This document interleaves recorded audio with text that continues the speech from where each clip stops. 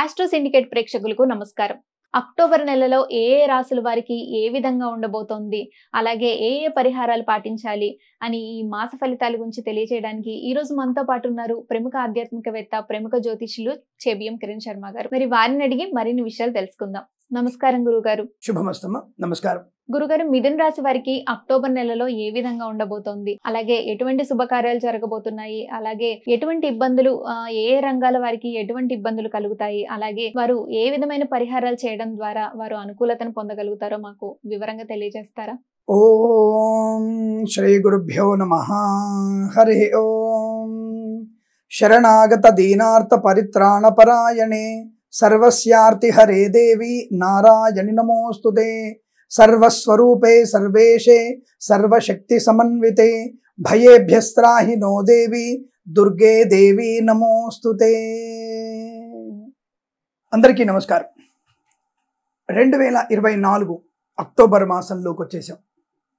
ఇంక 2 నెలలు అయిపోతే మనకి 2024 సంవత్సరం కూడా పూర్తి అయిపోయి ఇంగ్లీష్ క్యాలెండర్ 2025లోకి వెళ్ళిపోతున్నాం. అంటే సమయం ఎంత వేగంగా పరిగెడుతుందో ఆలోచించండి. మీరు అనుకున్నటువంటి ప్రతి పని కూడా వాయిదా వేసుకోవడం వల్ల సమయం ఆగకుండా ముందుకెళ్ళిపోతుంది.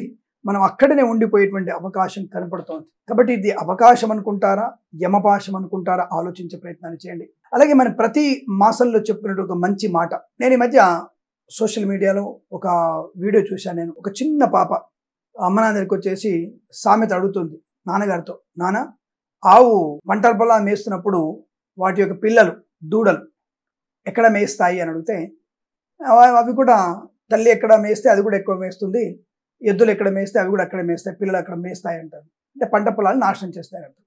ఎందుకు అడిగావమ్మా ఈ మాట అని అడిగితే, మరి తల్లి ఒకవైపు తండ్రి ఒకవైపు మొబైల్ ఫోన్ పట్టుకొని ఉంటే మరి పిల్లలు మేమేం చేయాలి, మేము కూడా మొబైల్ పట్టుకొని తిరుగుతున్నాం కదా అని చెప్తున్నా పాప. ఎవరైనా క్రియేట్ చేసినా లేకపోతే అమ్మాయి స్వతహాగా మాట్లాడినా దానికి అర్థం ఉంది. ఆవు వచ్చేసి పొలం మేస్తే బిడ్డలు వచ్చేసి గట్టున మేవు కదా, అవి కూడా పొలం మీద పడుతుంటాయి. కాబట్టి ఆ తల్లిదండ్రులు మొబైల్ ఫోన్ చూసుకుంటూ ఎవరి రూమ్లో వాళ్ళు ఉంటే పిల్లలు కూడా వాళ్ళ రూమ్లో వాళ్ళు ఉన్నారు, వాళ్ళు మొబైల్స్ వాళ్ళు చూసుకుంటున్నారు. కాబట్టి ఇక్కడ మనం ఆలోచించాల్సింది, మనము మన పిల్లలతో ఎంతసేపు సమయాన్ని కేటాయిస్తున్నాం. సంవత్సరాలు మారిపోతున్నాయి. పిల్లల చదువుల కోసం విదేశాలకి, విద్య అయిన తర్వాత ఉద్యోగాల కోసం, పెళ్ళైన తర్వాత ఆడపిల్ల అత్తవారింటికి వెళ్ళడం, వాళ్ళతో అనుబంధం ఏది? పనోళ్లతో పెంచడం, పనోళ్లతోనే ఎక్కువగా ఉంచడం. వాళ్ళు పనోళ్ళకి ఆత్మీయత పొందుకుంటున్నారు, పనోళ్ల యొక్క తత్వాన్ని నేర్చుకుంటున్నారు. వాళ్ళు ఆలోచించండి. కాబట్టి మనందరం కూడా ఎక్కువ శాతం పిల్లలతో సమయాన్ని గడిపే ప్రయత్నం. 17 ఏళ్ళ అమ్మాయిని కానీ 18 ఏళ్ళ అమ్మాయినా సరే తల్లిదండ్రులు ఆ పిల్లలతో సమయాన్ని గడిపేయడం, అబ్బాయిలతో సమయాన్ని ఎక్కువ గడపడం, వాళ్ళ యొక్క ఆనందాన్ని మనం కూడా పంచుకోవాలి. పిల్లలు కళాశాలలో ఏం చేస్తున్నారు, ఏం చేస్తున్నారు, ఎటువంటివి చూస్తున్నారు, సరదాగా బయటికి ఎప్పుడు వెళ్దాం, కుటుంబ సభ్యులతో మమేకమవుదాం. ఎప్పుడు చూడు కూపస్థ మండుకల్లాగా ఇంట్లో ఉండకుండా సరదాగా బయటికి వెళ్ళేటువంటి ప్రయత్నాన్ని చేయడం. అలా చెప్పి సినిమాలకు షికారు కాదండి, ఒక పుణ్యక్షేత్రాలకు లేదా ఒక ఊటీకో, కొడైకెనాల్కు, లేదా మనాలి, కాశ్మీర్కి అలా మనము ఆధ్యాత్మిక ప్రయాణం చేయొచ్చు, ప్రకృతి సౌందర్య ప్రయాణం కూడా చేయవచ్చు. మీ దగ్గర డబ్బులు ఉంటాయి, అందరు వెళ్తారా? డబ్బులు ఉన్నంత వరకు వెళ్ళు. భాగ్యనగరం దగ్గర ఉంటే యాదాద్రికి వెళ్ళండి, విజయవాడలో ఉంటే మంగళగిరికి వెళ్ళండి, లేదా పక్కన ఉంటే అమరావతికి వెళ్ళండి. అందరు కలిసాక దేవాలయానికి వెళ్ళే ప్రయత్నం చేయండి. దగ్గర ఉన్నటువంటి ఏలూరుకు వెళ్ళండి. అంటే ఏదైనా సరే గోదావరి ఒడ్డుకు వెళ్ళి అందరు కలిసి సరదాగా ఫోటోలు దిగండి. అంటే కుటుంబ సభ్యులందరూ కలిసి జీవనాన్ని గడపడం లేదు. కాబట్టి ఆ చిన్నారి చెప్పినటువంటి మాటలు విని నేను మీ అందరికీ చెప్పాలని ప్రయత్నం చేశాను. కాబట్టి మన పిల్లల్ని మనం తప్పుగా మనం అనక్కర్లేదు. మీరు ఎప్పుడు చూడు మొబైల్ వాడతారని. మనం ఇంట్లో ఉన్నప్పుడు పెళ్ళాం ఒక దగ్గర, మొగుడు ఒక దగ్గర, పిల్లలు ఒక దగ్గర ఉన్నప్పుడు వాళ్ళ మొబైల్ వాళ్ళు, వాళ్ళ వ్యాలెట్స్, వాళ్ళ ల్యాప్టాప్లు వాళ్ళు తలములు కలుగుతున్నారు. కాబట్టి ఉమ్మడి కుటుంబంలోంచి వెళ్ళిపోతున్నాం, ఉన్న కుటుంబంలోంచి కూడా బయటకు వెళ్ళిపోతున్నాం. కాబట్టి అందరం కూడా పిల్లలు ఉన్నప్పుడు తప్పకుండా కాసేపు ఎక్కువగా వాళ్ళతో సరదాగా కాలం గడిపే ప్రయత్నం చేయండి. అందరు కలిసి పుస్తకం చదవండి, తద్వారా అనుకూలంగా ఉంటుంది. అలాగే మన పిల్లల్ని వ్యసన పౌరులు అవ్వకుండా చూడండి. వ్యసనం వల్ల ఈ యొక్క డ్రగ్స్ తీసుకోవడం, మద్యపానం, ధూమపానం వల్ల వాళ్ళు అడిక్షన్ అనేది ఎక్కువగా పెరిగిపోతుంది. దానివల్ల వాళ్ళు ఏంటంటే ప్రజాకంటకులుగా మారే అవకాశం. నేను దార్కారిని, నేను గట్టిగా మాడితే ఏదైనా అవుతుంది, ఇతర మతాలను తెచ్చుకున్నటువంటి ఆ తత్వం మంచిది కాదు. కాబట్టి మనందరం కూడా సౌశల్యమైనటువంటి తత్వంతో ఉండి పిల్లల్ని కూడా ఉత్తమ పౌరులుగా తీర్చడానికి ముఖ్యంగా తల్లిదండ్రులే ముఖ్య కారణం అవుతారు. కనుక మనం పిల్లలతో మమేకమయ్యే ప్రయత్నం చేద్దాం. అలాగే ముఖ్యమైనది, మన సనాతన ధర్మానికి కీడు కలిగించేటువంటి ఏ వ్యక్తిని కూడా ఉపేక్షించవలసిన అవసరం లేదు. మన ధర్మంలో ఉన్నటువంటి మన పిల్లల్ని తప్పుడు మార్గంలో తీసుకెళ్ళి అనవసరంగా వివాహాలు చేసుకొని ఒకళ్ళతో కాకుండా 10 మందితో కాపురం చేయించి మన పిల్లలతో సంతానం కంటే మూర్ఖపు కొన్ని మతాలు ఉన్నాయి. వాటికి మనం ఖచ్చితంగా దూరంగా ఉండాలి. మన పిల్లల్ని మనమే కాపాడుకునే ప్రయత్నం చేస్తూ సనాతన ధర్మం వైపు ఎవరైనా వేలెత్తి చూపించిన ప్రతి ఒక్కళ్ళకు కూడా తగినటువంటి బుద్ధి సమాధానం చెప్పే ప్రయత్నం చేయాలి. కాబట్టి వనితలు, అమ్మాయిలు కూడా ధీర వనితల్లాగా ఉండాలి. అబ్బాయిలు ఛత్రపతి శివాజీలాగా ఉండాలి. ఆ తత్వాన్ని పెంచుకొని మన సనాతన ధర్మాన్ని ఉన్నత స్థాయి పొందేట్టుగా చూసే ప్రయత్నం చేయాలి. అంతమే అవసరం లేదు. మనందరం కూడా భరతమాతని గౌరవిద్దాం, సనాతన ధర్మాన్ని పాటిద్దామన్న విషయాన్ని తెలియజేసుకుంటూ, జ్యోతిష ఫలితాలు అందరికీ కావాల్సిందే, దానికి కులమతాలు ఏం లేవు. అలా అని చెప్పేసి నా స్వధర్మాన్ని నాశనం చేసే వ్యక్తుల్ని నేను ఎట్టివరకు ఉపేక్షించే ప్రయత్నం చేయను. ధైర్యంగా నాకున్నంత వరకు నేను తగిన బుద్ధి చెప్పే ప్రయత్నం, అవసరమైతే ఆయుధం కూడా చేతపడడానికి నేను సిద్ధంగా ఉంటాను.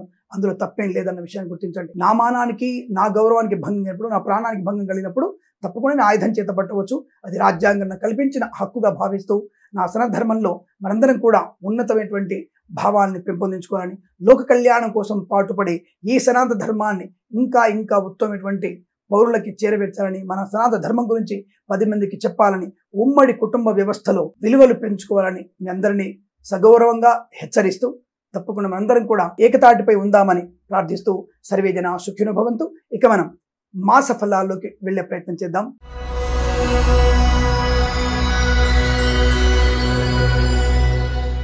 తప్పకుండా అక్టోబర్ మాసంలో మిథున రాశి వారికి దాదాపుగా మొదటి వారమే తీవ్రమైనటువంటి ఆటంకాలు ఏర్పడే అవకాశం. ఇది మీరు అడిగినట్టుగా పరిహారాలు ఏం చేసుకోవాలి అంటే, ఏ విషయమైనటువంటి ప్రమాదాలు ఉంటాయంటే, ముఖ్యంగా సువర్ణాభరణాలు పోగొట్టుకోవడం, అధిక వేగం వల్ల వాహన ప్రమాదం పొందుకోవడం, లేనిపోయినటువంటి వ్యక్తులతో పరిచయాలు పెంచుకోవడం మీకు ప్రమాదాన్ని, ఆడపిల్లలకి ఒంటరిగా వెళ్ళడం అనేది నష్టాన్ని కలిగిస్తుంది.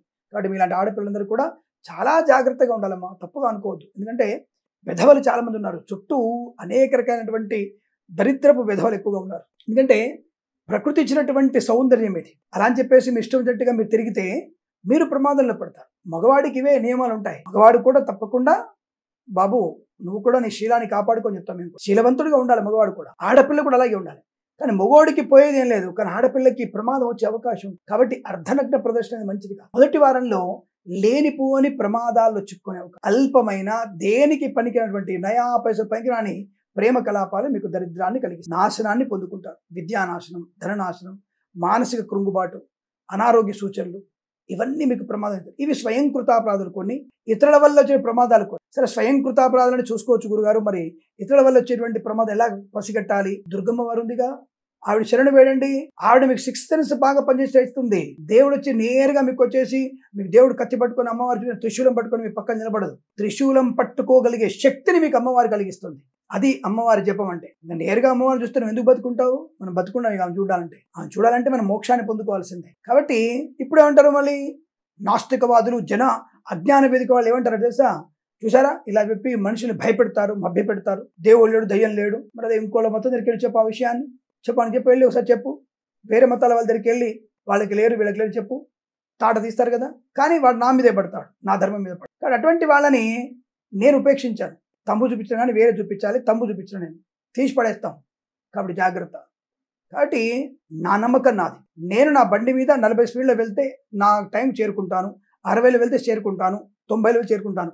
నా ధైర్యంతో నా బండి వేగాన్ని నడపగలుగుతాను. ప్రమాదం రాకుండా శిరస్నానం పెట్టుకునే ప్రయత్నం చేస్తాను, చేతులకి గ్లౌజ్ వేసుకుంటాను, జాగ్రత్తగా వెళ్తాను. అంతవి తప్ప నేను వెళ్లే సమయాన్ని, నేను వెళ్ళేటువంటి పనిని నువ్వు ఆపగలిగే శక్తి నీకు ఎక్కడిది? నా సనాతన ధర్మంలో నేను అంతిమంగా ఆనందాన్ని పొందుకోబోతున్నాను. అటువంటి ఆనందాన్ని పొందుకోవడానికి నేను అమ్మవారిని ఎలాగైనా పూజిస్తాను. అటువంటి అమ్మవారిని మొదటి వారంలో మీరు ఎక్కువగా పూజించండి. ధైర్యము, సాహసము, బుద్ధిబలము, అనుకూలమైన శుభయోగము, మిత్రుల వల్ల పరిచయము, మంచి వాళ్ళతో పరిచయము, ఇవన్నీ పెరుగుతాయి. అప్పుడు చెడు మనకి ఇబ్బంది పెట్టే అవకాశం ఉండదుగా. కాబట్టి మనం అమ్మవారిని ఆరాధన చేసుకుంటే మొదటి వారంలో వచ్చేటువంటి చెడులన్నీ కూడా, విద్యా నష్టాన్ని, ఉద్యోగ భంగాన్ని, లంచం తీసుకోవడం ఆలోచన పెరుగుతుందమ్మా. లంచం పుచ్చుకోవాలి, పక్కవాడు వస్తాడు, నాకు ఈ కాంట్రాక్ట్ పని నాకు 10 కోట్లు రావాలి, నాకు అడుగుతాడు 10 లక్షలు ఇవ్వంటాడు.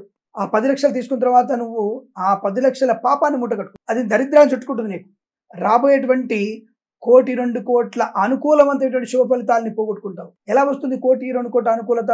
నీ కుమార్తెకి ఒక మంచి అనుకూలవంతమైన, ఔదార్యవంతులైన, ధనవంతులైనటువంటి ఇంటి నుంచి సంబంధం వస్తుంది. నీ ఒక్కొక్క కూతురికి. నీకున్నది 5 కోట్లు అయితే వచ్చేటువంటి అల్లుడు 100 కోట్లకు అధిపతి ఉంటాడు, సౌమ్యుడై ఉంటాడు, మంచివాడై ఉంటాడు. ఈ లంచం తీసుకోవడం వల్ల నీ కూతురుకు వచ్చేటువంటి మొగుడు కాస్త దుర్మార్గపు దుష్ట విధవ రావచ్చు. పాపం ఇలా ఉంటుంది, నీకు తగలకపోవచ్చు కానీ పక్కడు తగ్గుతుందిగా, అది నీ పిల్లలకి తగులుతుంది. కాబట్టి మనం ఎంత నిబద్ధతగా ధర్మబద్ధంగా ఉంటామో అటువంటి శుభప్రదాన్ని పుణ్య ఫలితాన్ని పొందుకుంటారు. కాబట్టి మొదటి వారంలో డబ్బు విషయంలో కానీ దాన ధర్మాల విషయం కానీ ఎక్కువగా మీరు ప్రయోజనాన్ని పొందుకోండి.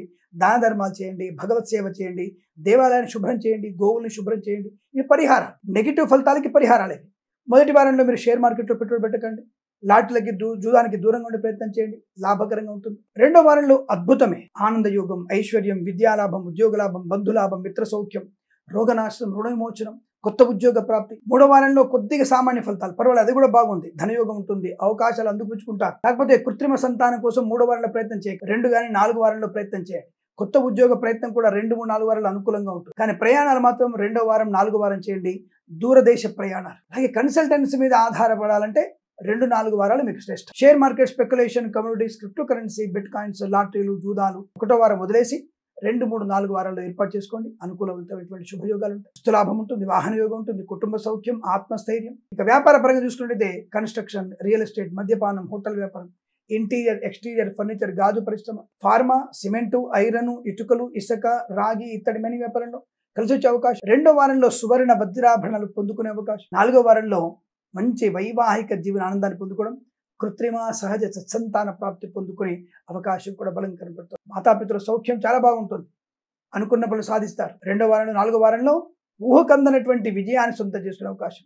విద్యార్థికి ఉత్తమ స్థాయి విద్యాభివృద్ధి, ఐఎల్స్, జిఆర్ఈ, శాట్, జీమాట్, ఇతరత్ర పోటీ పరీక్షలు కానీ, ప్రమోషన్ కోసం రాసే పరీక్షలు కానీ, లేదా విదేశాలకు వెళ్ళి నిత్యమే రాయబోతున్న పరీక్షలు కానీ, బ్యాక్లాగ్స్ కానీ, అకాడమిక్ పరీక్షలు కానీ సంపూర్ణ విజయాన్ని సాధించగలిగే అవకాశం. మరి 1వ వారంలో పరీక్షలు ఉంటే ఫెయిల్ అవుతామా? నువ్వు నిబద్ధత పాటిస్తే, సమయానుకూలత పాటిస్తే తప్పకుండా ఆ సమయానికలను పరీక్ష దగ్గరికి వెళితే, పరీక్ష కింద వెళితే కనీసం పాస్ అవుతావు. ఫెయిల్ అయ్యే అవకాశం కష్టం, పాస్ అవుతావు. నువ్వు సమయానికి వెళ్లకుండా, అటెంప్ట్ చేయకుండా ఇంట్లో దుప్పటిగట్టు పడుకుంటా, నేను గ్రూప్స్ పరీక్షలు రాయను, నేను ఎల్ఎల్బి పరీక్షలు రాయను, నేను వైద్య పరీక్షలు రాయను, హాయిగా ఫెయిల్ అవుతావు. దాంట్లో పోయింది అదేంటి, క్రెడిట్స్ పాస్ అవుతాను కదా. నీ యొక్క ప్రమేయం ఏది? నీ ప్రమేయం ఉంటే కదా పాస్ అయ్యేది. నీ ప్రమేయమే లేకపోతే ప్రమాదంలో పడే అవకాశం ఉంటుంది. కనుక నువ్వు ప్రయత్నాన్ని చేయాలి. ప్రెజెన్స్ ఆఫ్ మైండ్, ప్రెజెంటేషన్ చేస్తే లాభకరంగా ఉంటుంది. మిగతా 3 వారాల్లో తప్పకుండా మీరు విద్యకు వెళ్ళాలనిపిస్తుంది, పరీక్ష రాయాలనిపిస్తుంది, పరీక్షల్లో పోటీతత్వం పెరుగుతుంది, మంచి అటెంప్టేషన్ చేస్తారు, అవతలి వాడి కంటే బాగా మార్కులు రావాలని కోరుకుంటారు. దానివల్ల మార్కులు ఎక్కువగా వస్తాయి, మంచి ర్యాంకు పొందుకునే అవకాశం. అంటే మంచిలో పోటీతత్వం పెరుగుతుంది. చెడులో పోటీతత్వం కన్నా మంచిలో పోటీతత్వం వల్ల మీకు ప్రయోజనం. అదే మొదటి వారంలో చెడ్డవాళ్లతో సావాసం, చెడు సావాసన వల్ల ధర్మాన్ని మర్చిపోవడం, పరధర్మంలోకి వెళ్ళడం, ఇది మన నష్టాన్ని కలిగిస్తుంది. అల్పమైన ప్రేమ కలాపాల నష్టాన్ని కలిగిస్తాయి. మరి 2, 3, 4 వారాల్లో అనుకూలమైన శుభయోగాలు ఉంటాయి. వేద పండితులు, పురోహితులు, బ్రాహ్మణత్వం, కులవృత్తుల వారికి, ఎల్ఐసి, మెడికల్, గృహ మేనేజెంట్లకి, వైద్యులకి, వైద్య బృందాల వారికి, న్యాయవాదులకి చాలా చాలా మంచి అనుకూలవంతమైన శుభయోగ ప్రాప్తి బాగా ఉంటుంది. చేనేత, వస్త్ర, దర్జీ పని చేసేవారికి, పెట్రోలియం, బేకరీ వినియోగదారులకి, సోషల్ మీడియా, శాటిలైట్, జర్నలిస్టుల వారికి, సీనియర్ సిటిజన్స్కి, మహిళా మండలికి కూడా మంచి లాభాలు పొందుకునే అవకాశం బలంకరం. ఆగిపోయిన పనులు పునఃప్రారంభమవుతాయి, కొత్త కాంట్రాక్ట్ లభించే అవకాశం. ఆటోమొబైల్, ఎలక్ట్రానిక్, ఎలక్ట్రికల్, విద్యాలయ, వ్యాయామ, చిట్ ఫండ్, ఫైనాన్స్ వ్యాపారంలో కూడా అనుకూలవంతమైన శుభయోగ ప్రాప్తి ఉంటుంది. ధనధాన్య వృద్ధి కూడా బాగా ఉంటుంది. తప్పకుండా మీరు అనుకున్నటువంటి ఆర్థిక ప్రయోజనాన్ని, ఉద్యోగ లాభాన్ని, సంతాన యోగాన్ని, అన్యోన్య దాంపత్య సుఖజీవనాన్ని పొందుకోగలిగే అవకాశం కూడా చాలా బలంగా అనుకూలం కనబడుతుంది. చాలా మంచి ప్రయోజనాలు ఉంటాయి. బుద్ధి, విచక్షణ, జ్ఞానం బాగా పనిచేస్తుంది. తీర్థయాత్ర చేసే అవకాశం, డ్రైవర్లకి, పెయింటర్లకి, ఎలక్ట్రీషియన్కి లాభాన్ని పొందుకోవడం, మత్స్యకారులకి సంపద బాగా ఉంటుంది. రొయ్యలు, చేపలు చెల్లె వారికి చాలా మంచి శుభయోగాల పరంపర కొనసాగే అవకాశాలు. ఆర్థిక ఆనందాల దృష్టియోగం, సమస్తమైనటువంటి శుభకార్య పరంపర పొందుకోగలిగే అవకాశం ఈ మాసం మొత్తం కూడా మీకు చాలా బలం కనబడుతుంది. మొదటి వారంలో కాస్త జాగ్రత్తగా ఉండి భగవద్గీత పారాయణం చేస్తూ ఆనందమే సుఖజీవనాన్ని పొందాలని, ప్రతి మాసం కూడా మీకు అదృష్ట యోగం పొందాలని కోరుకుంటూ సర్వేజన సుఖినో భవంతు. ఇవ్వండి అక్టోబర్ మాస ఫలితాలు. విన్నారు కదా గురుగారు చెప్పిన పరిహారాలన్నీ. మరి అవన్నీ పాటించి మీ అందరికీ శుభం జరగాలని కోరుకుంటూ మరో కార్యక్రమంలో మళ్ళీ కలుసుకుందాం. అంతవరకు సెలవు, నమస్కారం.